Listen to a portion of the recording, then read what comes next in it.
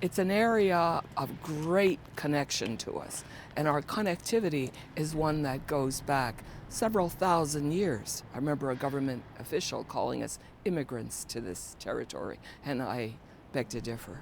It's certainly not any kind of other artifacts that have been found, but the artifacts of our people, my people.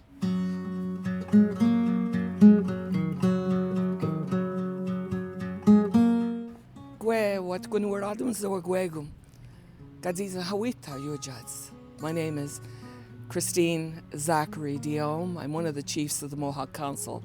This particular site, it's a site that I've frequented just about all my life. I came here often. I've brought my young children here, brought my grandchildren here. It's an area that I love, absolutely love. And now that I'm in this age, it's also an area that stimulates my interest, simply because Kahnawake has such a huge connection to this area. Native Americans could have been present on the island of Montreal as early as 8,000 or 10,000 years ago on the top of Montreal. Near St. Joseph Oratory, we found some human bones, mostly parts of the foot and legs of at least 3 individuals.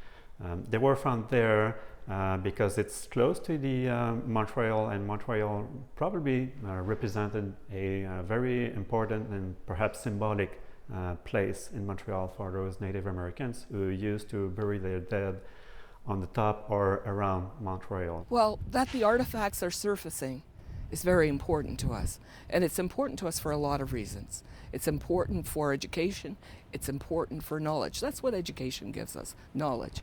And the knowledge that we're going to be collecting is as a result of the archaeological digs.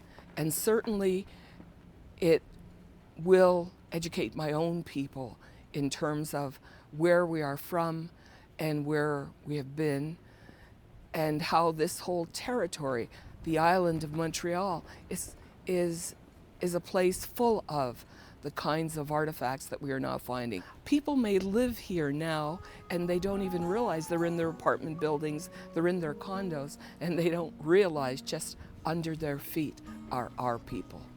Although Montreal was occupied by or inhabited by many Native American populations during the past, they are not that much present physically today, as they were sort of forced to live into reserves, Native American reserves in Kahnawake, Akwesasne, and Kanesatake.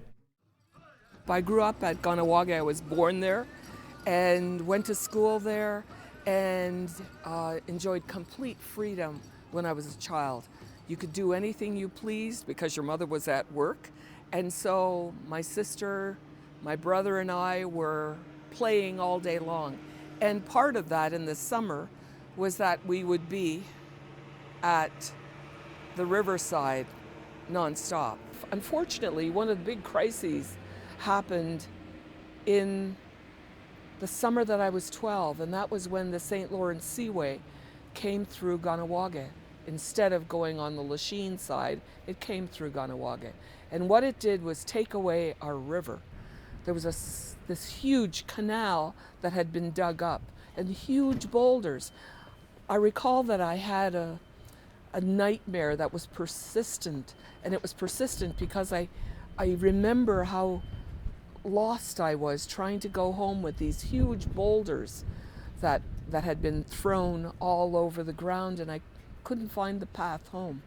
But that was what our life was like during that time, and that was hard on all of us. We weren't very successful when it came to any of the kinds of objections that we made. We were not what we once were 300 years ago, and that was a very strong Mohawk community of warriors.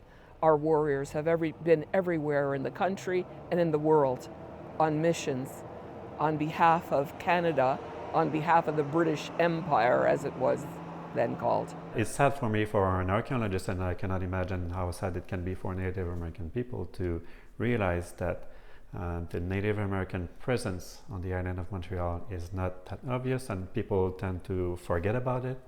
Although we have some name like Hochelaga, which was the name of the village that Jacques Cartier visited in 1535, Ahuntsic and other street or neighborhood names that have a Native American name. But besides that, we don't realize how important used to be the Native Americans used to be on the island of Montreal, which is it's very sad.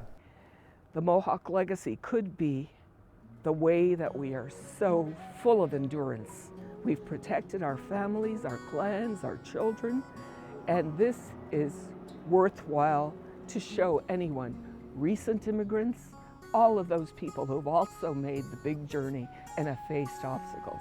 It's very important to work hard for your families, keep your clans intact, and ensure the survival into the future of your people.